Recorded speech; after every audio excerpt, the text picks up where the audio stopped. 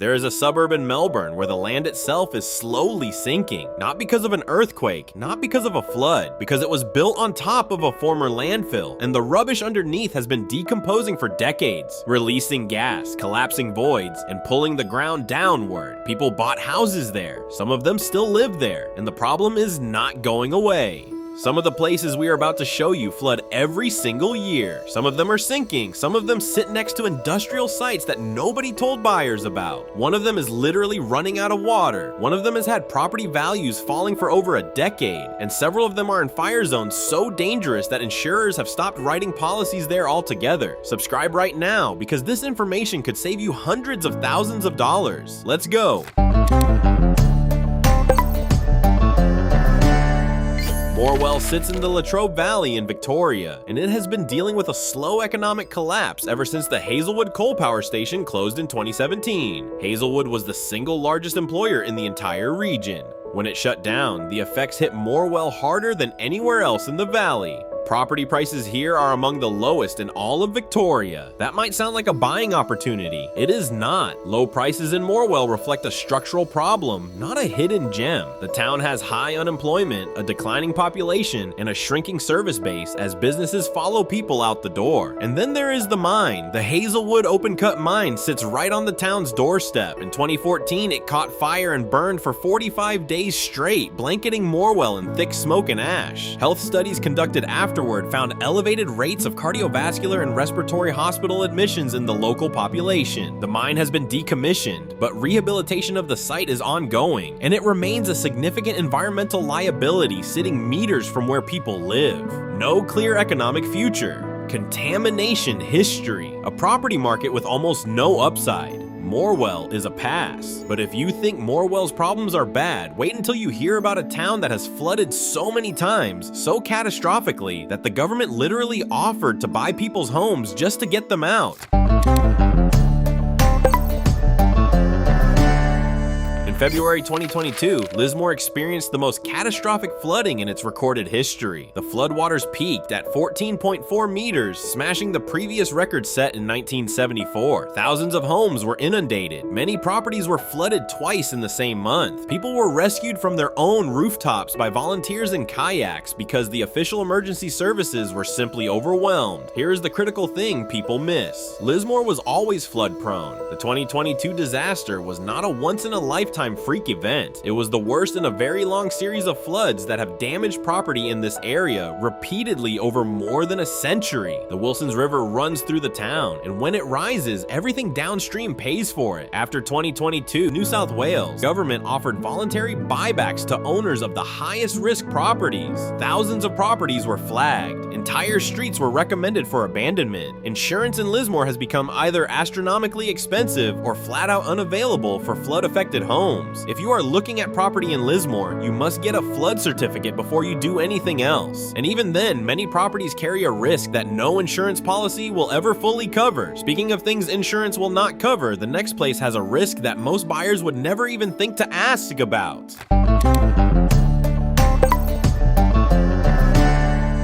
Karratha is a resource town in Western Australia's Pilbara, and its property market is one of the most volatile in the country.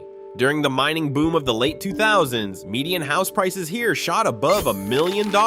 Investors poured money in. Rental yields were extraordinary. It felt like a sure thing. Then the boom ended. Prices collapsed. Properties that sold for $900,000 in 2012 were worth less than $300,000 by the mid-2010s. Some investors lost more than half their money. The town's fortunes are tied completely to the resource sector, and when commodity prices or project activity drops, so does everything else in Karratha. The market has partially recovered since then, thanks to renewed LNG activity, but the fundamental risk has not changed. Karratha is a single industry town in one of the most remote and climatically hostile parts of Australia. Summers are extreme, with temperatures above 45 degrees being routine. Cyclones regularly affect the region, and if resource activity drops again, the entire economy drops with it. The outer suburbs specifically carry the most volatility. Buy here with eyes wide open and a very long time horizon, or do not buy here at all. While Karratha's risk is economic, the next place has a risk that is far more invisible. In fact, you can see it every single time it rains.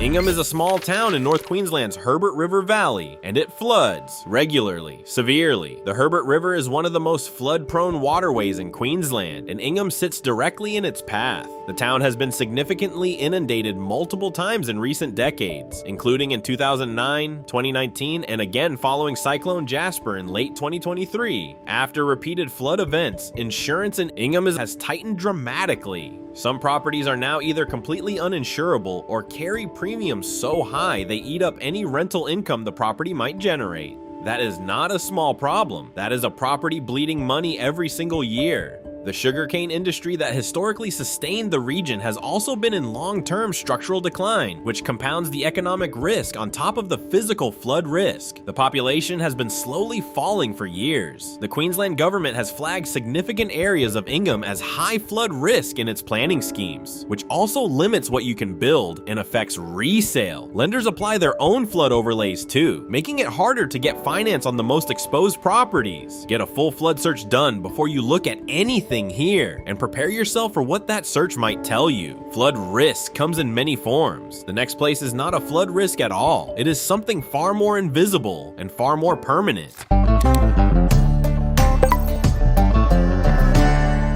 Most people associate Homebush with the 2000 Sydney Olympics. What they do not associate it with is one of the most significant industrial contamination legacies in New South Wales history. The Homebush Bay area was used for heavy industry, abattoirs, and chemical manufacturing for much of the 20th century. The contamination left behind includes dioxins, heavy metals, and organochlorines. Some areas were remediated before the Olympics, but remediation in Australia does not mean clean. It means managed to an acceptable level for a particular designated use. Some parcels near Homebush Bay remain restricted in what can be built on them and how the land can be used. Not all blocks carry the same risk, which is exactly what makes it dangerous for buyers who do not know what to look for. The broader area has generally done well in price terms, but that headline performance masks real variation between individual sites. Buying close to former industrial land without doing a formal environmental site assessment first is a serious mistake. You could end up with a property that has restrictions on what you can build, what you can grow, and what your children can play in. Environmental due diligence is not optional in Homebush. It is the whole ball game. From contaminated ground, let's move to an entire town that has been living with a contamination problem for longer than most of its current residents have been alive.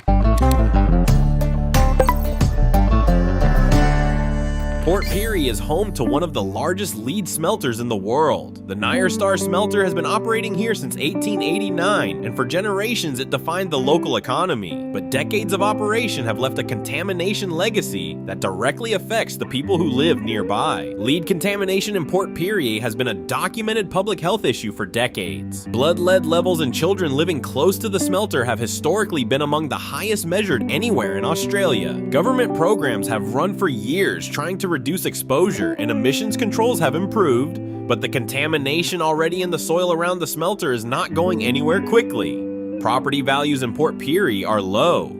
That is not an opportunity signal. That is a risk signal. The low prices reflect both the contamination legacy and the broader economic challenges the town faces from long-term manufacturing decline. The population has been declining for years. If someone is showing you cheap property in regional South Australia and the entire pitch is about the price, always ask why it is that cheap. In Port Pirie, the answer is very clear. From lead in the soil, let's talk about what happens when an inner-city Melbourne suburb gets hit with water damage so severe that million-dollar homes end up completely underwater. In October 2022, the Maribyrnong River flooded and inundated large parts of this inner Melbourne suburb. Hundreds of homes were affected. Properties that had sold for well over $1 million were submerged to their roof lines. The event shocked buyers and investors who had purchased in the area, assuming the river was a lifestyle feature rather than a liability. What made it worse was that many affected homeowners had little real awareness of the flood risk at the time of purchase. Melbourne's inner suburbs have such strong overall price momentum that the specific dangers of individual river-adjacent properties often get glossed over in the excitement of buying into a desirable suburb. After the 2022 flood, the Victorian government commissioned new flood mapping reviews for the area. Updated models suggested the risk in parts of Maribyrnong was higher than previously mapped. Insurance premiums in in the suburb increased significantly, and some properties became very difficult to sell. The Maribyrnong situation is a clear warning about buying near any river in Melbourne's inner west without rigorous flood due diligence, no matter how strong the suburb's overall reputation is. And if you think river flooding in an inner suburb is bad, wait until you hear about a mining city in Queensland where the economic ground is shifting even faster than any floodwater.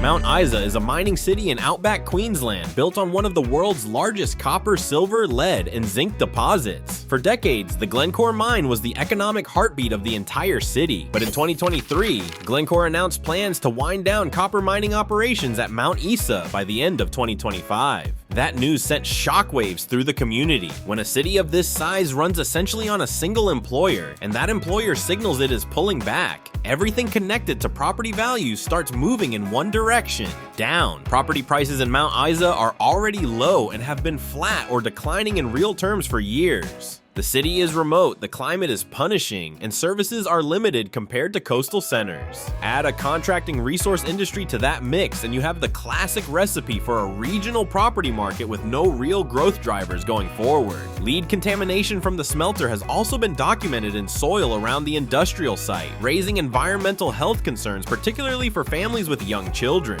The next place looks nothing like an outback mining town. It looks like a peaceful beach suburb, but the beach itself is the problem. Wamberal is a small beach suburb on the central coast of New South Wales, and it has become one of the most talked about examples of coastal erosion threatening residential property anywhere in Australia. The beachfront has been hit repeatedly by severe erosion during east coast lows and storm surges. Houses on the beachfront have had their foundations exposed. Retaining walls have collapsed into the sea. Landowners have lost significant chunks of their property as the beach has retreated inland. Some beachfront properties at Wamberal have become nearly impossible to sell and nearly impossible to insure. People who paid premium prices for ocean views ended up with properties where the ocean was aggressively advancing toward their front door. The Central Coast Council and the Nyalsal government have been locked in slow, contentious debates about what to do. Sand nourishment, rock walls, and managed retreat have all been discussed. Progress has been glacial, and the erosion has not been. Climate projections suggest this stretch of the Nyalsal coast is going to get harder to live on, not easier, as sea levels rise and storm intensity increases in the coming decades. A few hours north sits another coastal community with a completely different kind of risk, one buried underground, invisible until it is too late.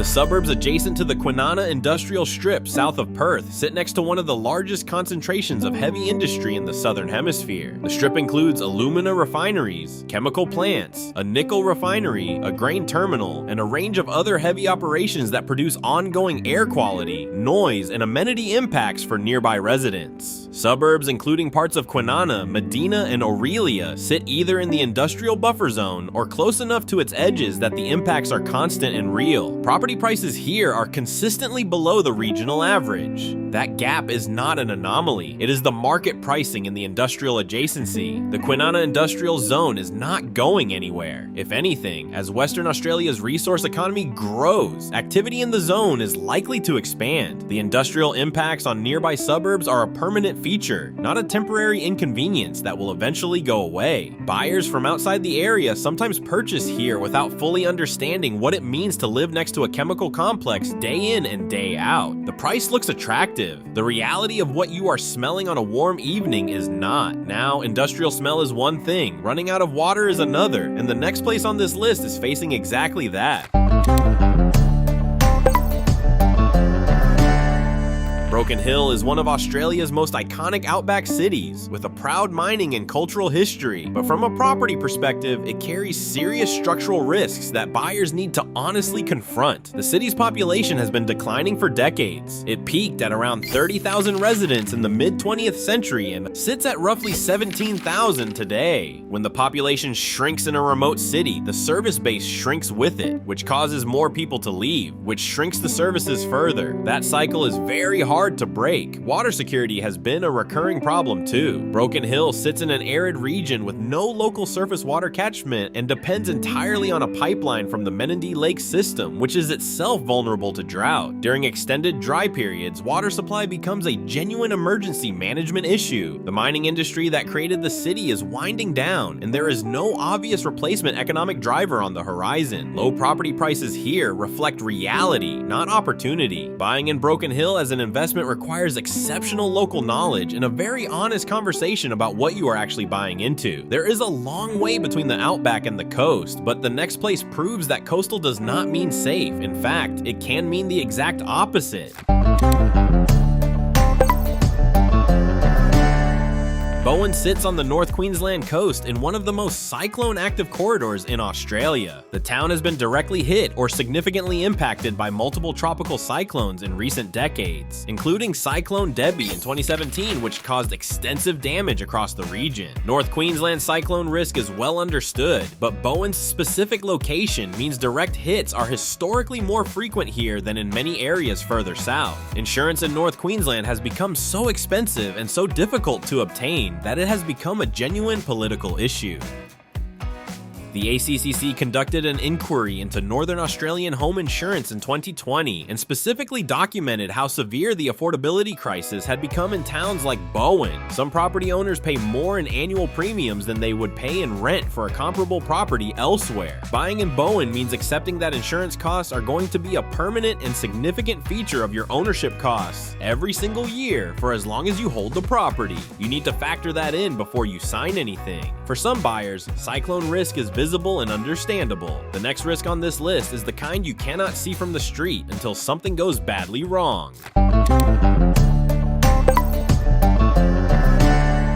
Altona North in Melbourne's west sits adjacent to the Altona Industrial Estate, which has housed chemical manufacturing for decades, including ExxonMobil's Altona complex. ExxonMobil announced the closure of its Altona refinery in 2021, which removed one major component, but the broader industrial estate continues to operate, and the area remains industrially zoned in a way that leaves the door open for future industrial uses of various kinds. Living next to an active chemical precinct brings ongoing amenity issues, odor events, industrial noise, and the constant background awareness that you are neighboring facilities that handle hazardous materials. There have been incidents at the Altona complex over the years that required emergency responses. Property prices in Altona North are consistently below those of neighboring suburbs that do not share the industrial adjacency. That price gap exists for a reason. The area is not without its positives, but buyers need to go in with a clear understanding of what they are living next to and what that means for their daily life and long-term resale value. South Australia has its own version of this story, and in the next place, it has been playing out for more than a century.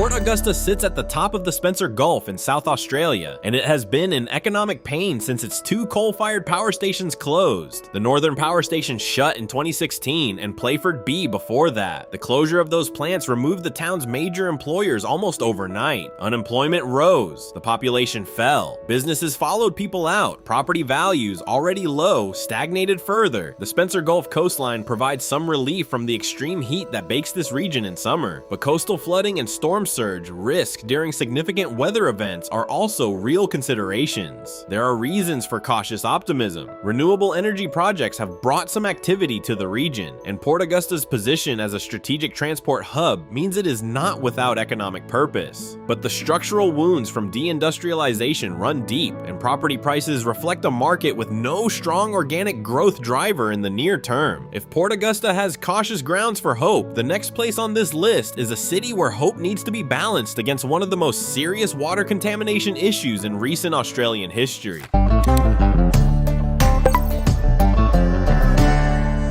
Katherine sits on the Katherine River, and it floods badly. The 1998 Katherine flood was one of the worst natural disasters in Northern Territory history, putting the entire town underwater and displacing thousands of people. Significant flooding has also occurred in subsequent years, and the town's geography makes it structurally vulnerable every wet season. But the flooding is only part of the story. Katherine has a documented water contamination problem tied to PFAS chemicals, the per- and polyfluoroalkyl substances used at nearby RAF Base Tyndall. PFAS was found in groundwater and bores across parts of the Katherine region. The Defense Department has acknowledged responsibility and remediation work is ongoing, but the issue has understandably shaken community confidence in local water sources. Property values in Katherine are low and volatile. The Northern Territory property market in general is less liquid and much harder to exit than markets in the southern states, which adds another layer of risk for any buyer who might need to sell in a hurry. From the Territory, let's move to an otherwise beautiful regional city on the East Coast with a flood risk far too many buyers overlook.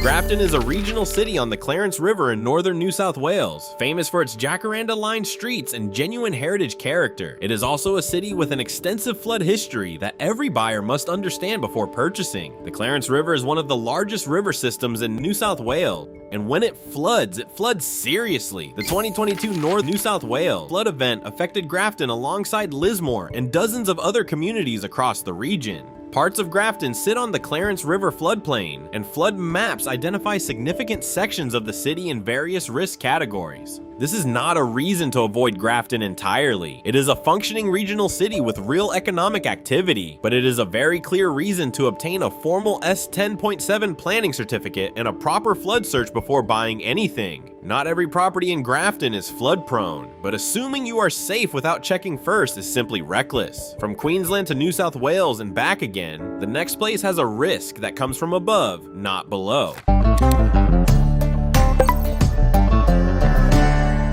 Carnarvon is a small town on the Gascoyne River in Western Australia, known for its fruit and vegetable production and proximity to Ningaloo Reef. It is also known for taking cyclone hits. Tropical Cyclone Saroja in April 2021 caused significant damage across Carnarvon, destroying properties and infrastructure and leaving the community in recovery mode for years afterward. The town sits in a clearly cyclone-prone zone. Insurance in this type of location is expensive and trending higher year on year as insurers reprice their exposure to northwest Australian tropical systems. Beyond cyclone risk, Carnarvon's economy is narrow. Agriculture is the primary industry, but the Gascoyne River's water allocation for horticulture is under pressure from over-extraction and increasingly variable rainfall. If the water resource underpinning local farming diminishes, the economy shrinks with it. Property prices, already low, have nowhere obvious to go but sideways or down. From a remote coastal risk, the next stop is a Melbourne suburb where the problems are social and economic rather than environmental. Dallas is a suburb in Melbourne's northern corridor that consistently ranks among the most socioeconomically disadvantaged areas in Victoria. It has one of the lowest median household income levels in the entire metropolitan area, high unemployment, and a range of social challenges that affect the experience of living there for both residents and investors. Low entry prices in Dallas attract investors focused on gross yield calculations, but cheap Melbourne property does not automatically mean opportunity. Deep socioeconomic disadvantage in a suburb typically comes with high tenant vacancy rates, difficulty attracting quality long-term tenants, higher property management demands, and slow or negative capital growth over time. The suburb has limited retail and commercial infrastructure, weaker public transport links than more central Melbourne areas, and has seen far less gentrification pressure than suburbs to its south and east. If you are looking at Dallas, be extremely honest with yourself about whether you are buying a bargain or buying a problem. The next location is not a single suburb in trouble. It is an entire growth corridor where the infrastructure was never designed to handle the development that poured into it. Logan Reserve is a suburb in Logan City, south of Brisbane, and it represents a broader pattern playing out across parts of the Logan corridor. Rapid residential development outpacing the infrastructure needed to support it. New housing estates have been built on land that previously flooded, with mitigation measures designed to handle smaller events, not the kind of major flooding the region saw in 2011 and 2022. Logan City as a whole has significant and well-documented flood exposure. The Logan River and its tributaries have flooded multiple times in the past 2 decades, and 2022 caused serious damage across many parts of the city. The danger with brand new estates is that they look safe because they are new, but a fresh coat of paint on a house built near a waterway in a flood-prone catchment does not change the behavior of water when it rises. Parts of Logan City are also socioeconomically disadvantaged, which affects service quality and community amenity in some areas. Not all of Logan is equal, and broad brush buying across the corridor without suburb-level due diligence is a mistake that catches many investors out. From fast-growing suburbs, let us move to an iconic Sydney beach where the growth went in completely the wrong direction. Collaroy on Sydney's northern beaches is a suburb where the ocean is winning. In June 2016, a powerful storm surge stripped away large sections of the beach and undermined the foundations of multiple beachfront homes. Some properties were visibly tilted afterward. The images went around the world. Those images forced a long overdue public conversation about the viability of beachfront development in the face of rising seas and intensifying storms. The conversation has been happening ever since, and a definitive solution has not arrived. Sand nourishment programs have helped in the short term, but the underlying erosion dynamic at Collaroy has not been resolved. Beachfront property here commands premium prices because of the location, but buyers are paying top dollar for assets that face genuine long-term structural risk that will only intensify as climate conditions change. Insurance on properties with documented erosion exposure in Collaroy is difficult to get and expensive when you can find it. Paying a premium for a risk you do not fully understand is the most expensive mistake a property buyer can make.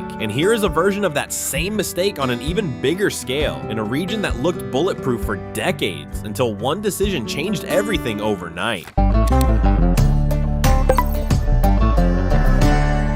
Beyond Morwell itself, the broader Latrobe Valley region surrounding the former Hazelwood Power Station contains specific property pockets that carry elevated risk. When Hazelwood closed in 2017, properties closest to the former station were most directly impacted, both economically and in terms of the environmental uncertainty that comes with a large industrial site undergoing decommissioning and long-term rehabilitation. Coal ash dams, ground contamination monitoring, and ongoing site rehabilitation are features of the Hazelwood legacy that will be part of this landscape for decades. Properties adjacent to or near these facilities carry risks that most buyers would not know to look for without specialist advice. The state and federal governments have committed to regional transition programs in the Latrobe Valley, and some investment is flowing in, but the specific areas closest to the former industrial footprint need careful individual assessment before any purchase. Buying based on the valley's general reputation without understanding the specific local risks of a particular parcel is a mistake that is easy to make and expensive to undo. The next stop is even more extreme in terms of economic risk. A town in the Northern Territory that was effectively abandoned overnight when one company changed its mind.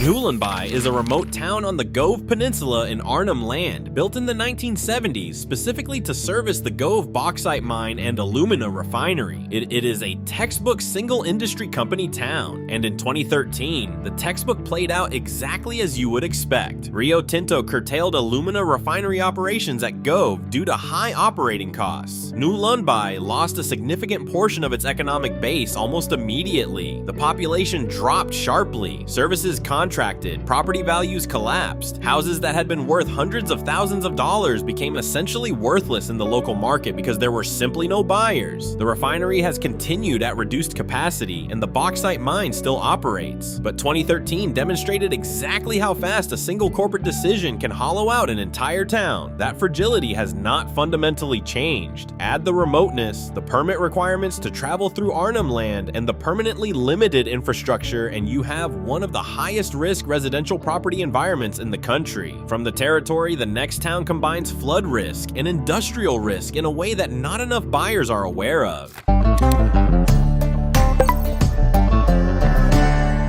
Pinjarra is a town in Western Australia's Peel region, south of Perth, and it has two distinct risk factors that individually would warrant caution and together demand real scrutiny. First, it is home to an Alcoa alumina refinery that has been operating since 1972, generating noise, dust, and visual impact for nearby residential areas. The refinery buffer zone limits development in adjacent areas and creates permanent amenity constraints for residents close to it. Second, the Murray River runs through and adjacent to the town. Flood events have affected parts of Pinjarra, and flood maps clearly show significant sections of the town in flood-prone zones. Not all of Pinjarra is equally affected by either issue, but the combination means that property selection here requires a level of due diligence that goes well beyond a standard building and pest inspection. You need to know the flood zone, the refinery proximity, and the industrial operating conditions before you make any decision. Moving north, the next city on this list is a genuine regional center with real economic activity, but certain suburbs within it have become a serious insurance nightmare since 2019. In February 2019, Townsville experienced what was described as 1 in 500 year flood event after record rainfall forced the Ross River Dam to release water. Thousands of homes across the city were inundated. The damage bill ran into the billions. The flood exposed how much of the city's residential development had been built in areas that were simply not safe when the dam gates opened. Townsville is a functioning city with genuine infrastructure and economic activity. This is not about avoiding the city entirely. It is about specifically avoiding its flood-zoned suburbs, and there are many of them. Hermit Park, Aitkenvale, Garbutt, and parts of Townsville's western suburbs all carry documented flood risk that is clearly shown in planning maps. Insurance in flood-zoned Townsville properties has become very expensive since 2019. In the worst affected areas, combined home and contents premiums can represent a crushing ongoing cost relative to the value of the property. That cost eats directly into any return an investor is counting on. Check the flood maps before you look at any Townsville suburb. The city is not a bad place to be, but specific properties within it carry risk that the sale price often does not reflect. The next place is a different kind of city in trouble, not flood risk, not cyclones, just the slow, grinding economic collapse that follows when a company's financial future becomes uncertain.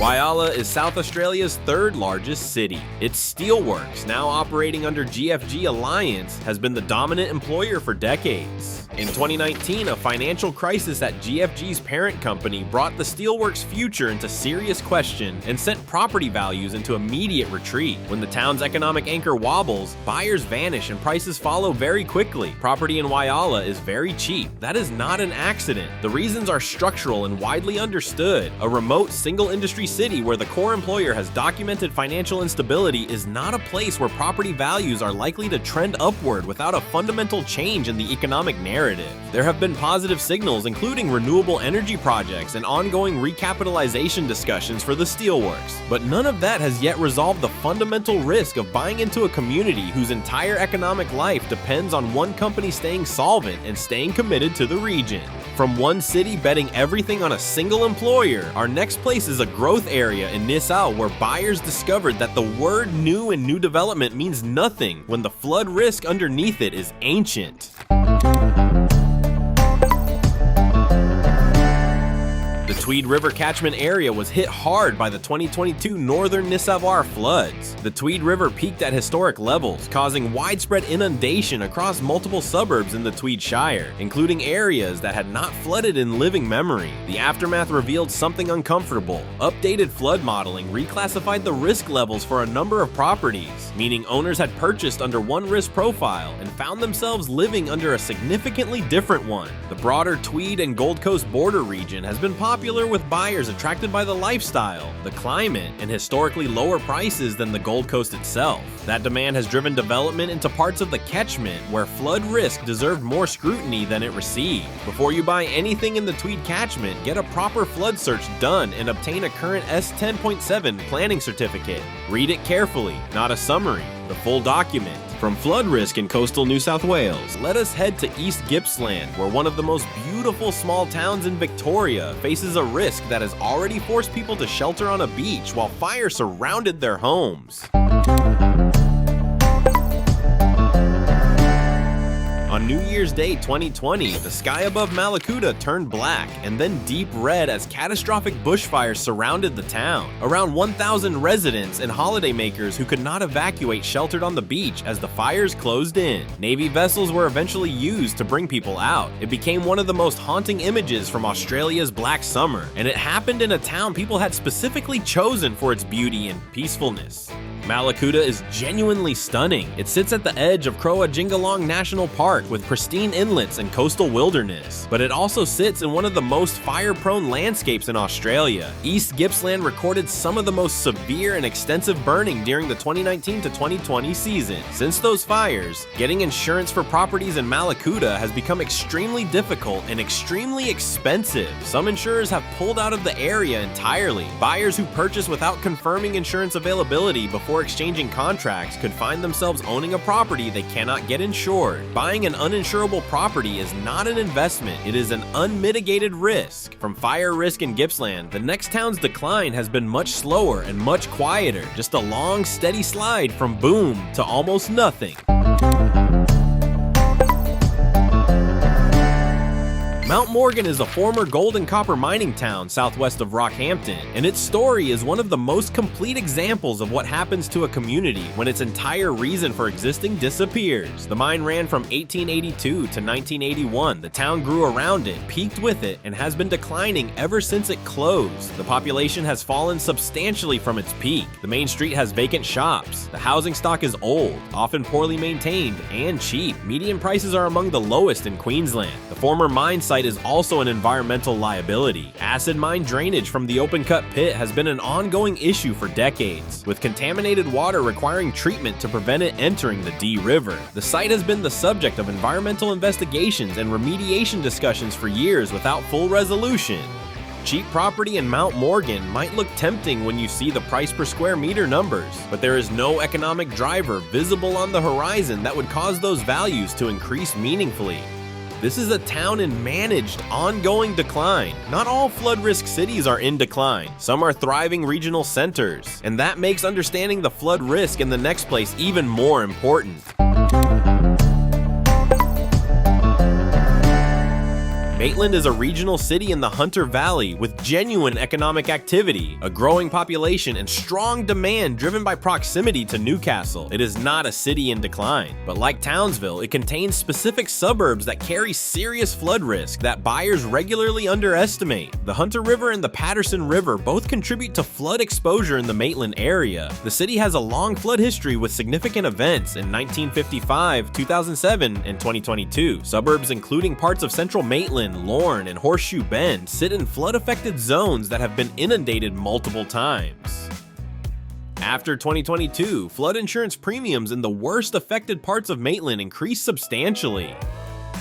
For investors running rental yield calculations, a significant jump in insurance costs directly reduces your actual return, often enough to make a property that looked profitable look marginal or worse. Get the full flood data before you buy in Maitland. Not all of it is risky, but the parts that are risky have been risky for a very long time, and water has a very long memory. And for our final entry, let us go to a Perth suburb that has been promised a revitalization for 30 years and is still waiting for it to fully arrive.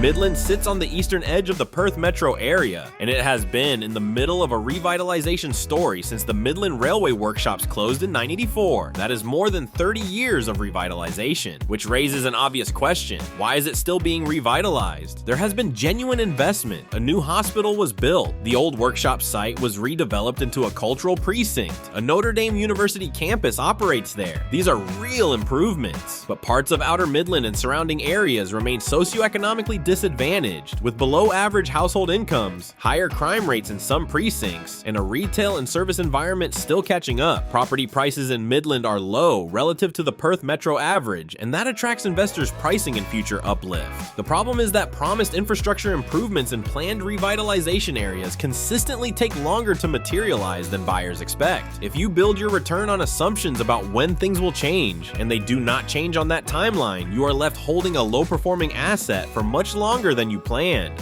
Buy Midland based on what it is today, not what someone says it will become. Subscribe if this was useful.